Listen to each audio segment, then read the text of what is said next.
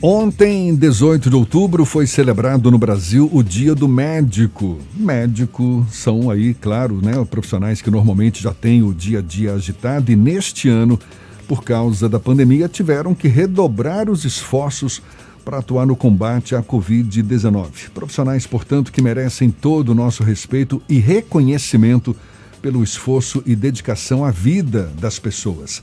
A presidente do Sindicato dos Médicos da Bahia, doutora Ana Rita de Luna, é nossa convidada aqui no Issa Bahia. É com ela que a gente conversa agora. Seja bem-vinda.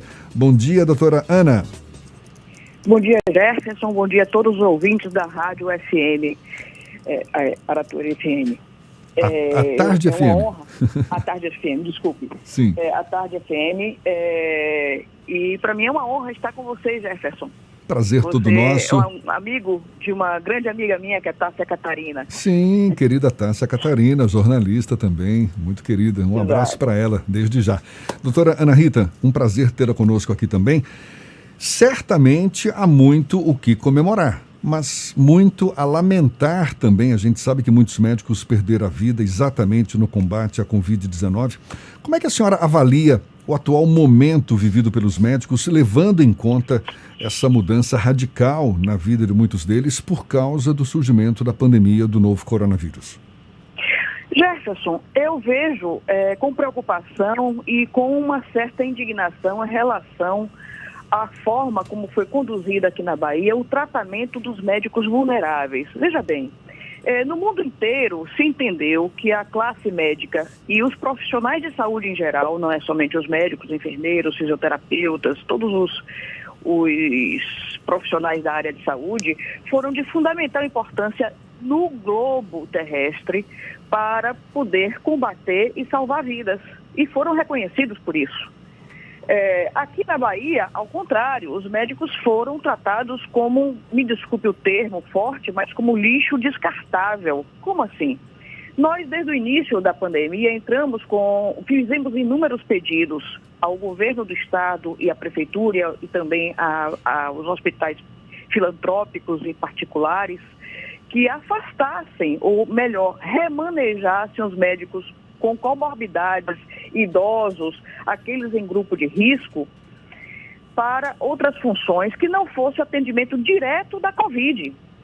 E, para nossa surpresa, conseguimos fazer um acordo no Ministério Público do Trabalho com a Prefeitura, com a Sindifib, que é o Sindicato dos Hospitais Filantrópicos, com a Sindosba, que é o Sindicato dos Hospitais Não Filantrópicos, e também com a EBSER, mas a CESAB simplesmente nos ignorou e se recusou a sequer sentar na mesa para discutir o assunto. Ou seja, nesse meio tempo tivemos médicos que adoeceram, que perderam os seus rendimentos, outros que estão até hoje com sequelas. Tivemos médicos que perderam a vida. E se você for observar, por exemplo, em Pernambuco, todos os médicos ligados ao Estado, concursados, tiveram progressão automática. Aqui na Bahia, nós estamos há mais de 10 anos sem concurso. Os médicos idosos com comorbidades cesabianos expostos até hoje na linha de frente do Covid.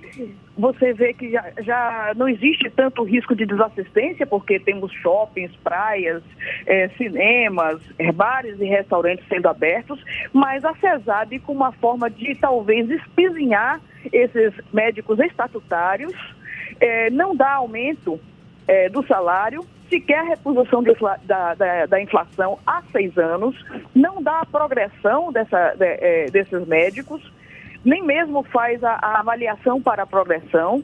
E para completar, coroar essa situação, eles mantêm esses médicos colocando suas vidas em risco, como se os médicos estatutários, cesarianos, não tivessem risco à vida. Amanhã mesmo teremos um julgamento de uma ação civil pública no Ministério, entendeu? O julgamento de uma ação que trata justamente desse descaso da CESAB para com os médicos concursados da CESAB. Isso é muito grave.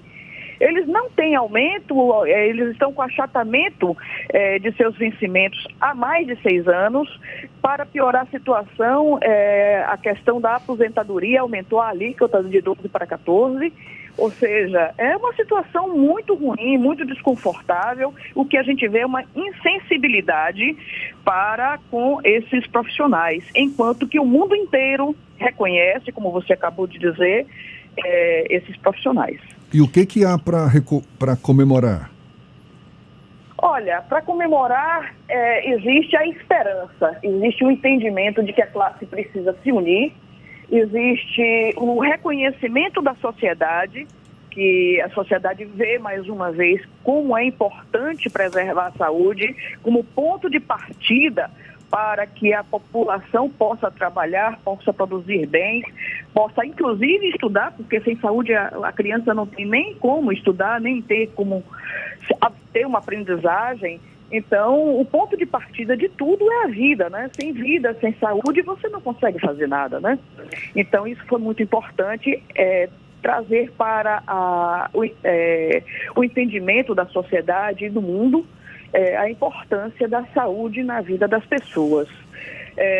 Com preocupação também que vemos a proliferação de universidades, muitas delas sem um parque hospitalar apropriado para treinar esses jovens. Vemos uma precarização, o governo não faz concurso público, não dá salário digno. Eu estou mesmo amanhã tratando de médicos que trabalharam no covidário e não receberam. Outros médicos que adoeceram tratando o Covid não receberam aquela indenização que foi prometida pelo governo, não receberam. E isso é muito, muito triste, né? Então fica fácil fazer propaganda, botar outdoor. Você não vê um outdoor de agradecimento à classe médica. Outdoor do governo é para um ou outro médico em específico, mas não para a classe médica ou para os profissionais de saúde em geral. Então você observa aí o descaso, o escárnio que o governo da Bahia trata os profissionais de saúde. Ana Rita, como é que está a questão do fornecimento de EPIs e das condições de trabalho no dia a dia para os profissionais médicos, para além da questão da Covid-19? Olha, a questão do EPI, nós abrimos um canal de denúncias que no início houveram inúmeras denúncias. Isso foi sanado à medida que o tempo foi passando, mas esse canal continua aberto. As condições de trabalho são as mais diversas possíveis e as mais heterogêneas. Temos unidades de saúde públicas com boas condições de trabalho, mas temos unidades mais distantes, mais periféricas, que carecem de condições melhores. Sobretudo, a precarização, é que eu torno a tocar nesse assunto, onde os médicos são tratados como mão de obra descartável, às vezes são dispensados por WhatsApp, por telefone, no completo desrespeito. Isso também impacta na qualidade de saúde ofertada para a população, porque não existe um histórico dos pacientes de uma determinada região, de uma unidade de saúde, na cabeça dos médicos que estão ali atendendo. Se um médico, digamos, está atendendo no Curuzu há 10 anos, ele tem um conhecimento muito mais profundo da epidemiologia daquela região do que se a cada 6 meses é trocada a equipe, por exemplo. Então, tudo que vem a agredir ou piorar as condições de trabalho por parte dos médicos, seguramente tem impacto também na população. Doutora Ana, a gente está vivendo esse momento que provoca muitas mudanças, não é, no comportamento das pessoas. A senhora vislumbra mudanças também para a própria medicina? A senhora acha que a medicina vai ser uma outra no pós-pandemia? Eu falo, por exemplo, na relação dos médicos com os pacientes, no uso da tecnologia, uma maior relação com esse meio virtual também. Como é que a senhora vislumbra a medicina a médio prazo? Olha, Olha, a medicina, como sempre, eu não diria nem a médio prazo, há milhares de anos, vem sofrendo suas transformações à medida que a sociedade também se transforma. Então, a telemedicina, que está sendo hoje cogitada, ela virá já uma realidade, na verdade, é uma realidade atual, já há algum tempo, já se fazia telemedicina, e o que se precisa é saber os limites da telemedicina do ponto de vista ético e de segurança para o paciente. Eu não sou contra a telemedicina, que fique claro, mas nada substitui o olho no olho, nada substitui o exame físico, nada substitui acolher pessoalmente o paciente, ouvir a família, ouvir as queixas, perceber as entrelinhas, e isso só ocorre no consultório. A gente, durante essa pandemia, acabou vendo basicamente dois grupos, não é, de médicos. Aqueles que ficaram mais na linha de frente, lidando com a pandemia propriamente dita, e aqueles que tiveram seus consultórios meio que esvaziados durante esse período. Agora, pode ser até que já estejam retomando as suas atividades, mas houve um período aí em que muita gente deixou simplesmente de procurar os médicos. Como é que a senhora avalia a capacidade de bala na agulha dos médicos do ponto de vista financeiro, de sobrevivência hoje no mercado? Olha, foram 5 meses em que muitos colegas perderam muito dos seus rendimentos.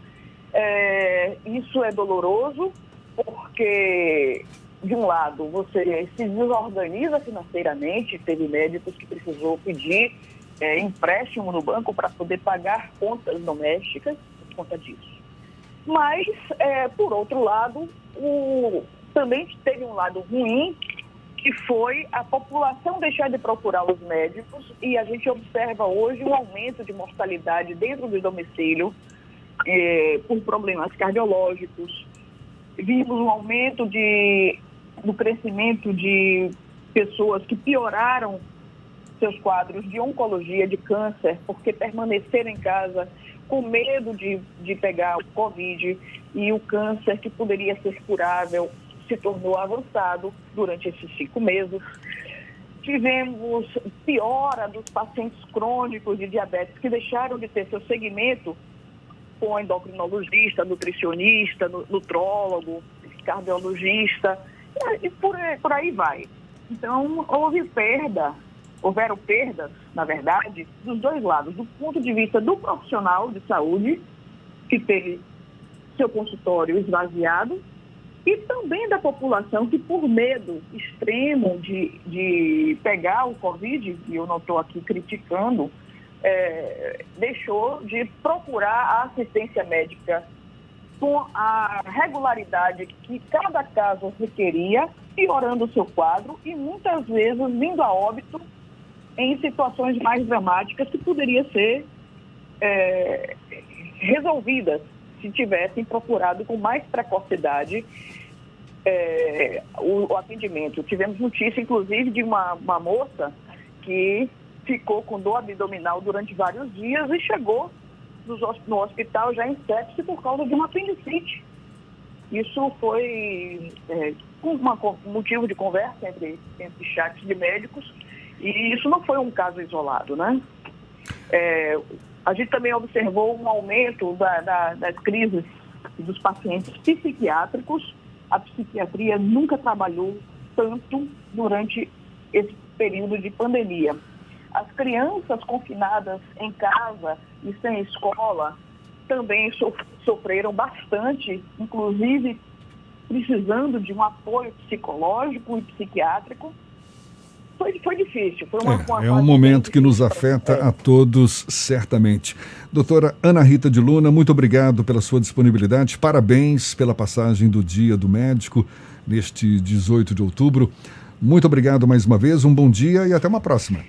Ô, Jefferson, eu só posso agradecer aos ouvintes. Para mim é uma grande honra falar com você, e um grande abraço, tá? Desculpe alguma coisa que eu possa ter errado, e confundido. Que nada, seja sempre bem-vinda, muito obrigado mais uma vez, e é mais uma conversa que que estará disponível logo mais nos nossos canais no YouTube, Spotify, iTunes, Deezer e Instagram. 8h50 na Tarde FM.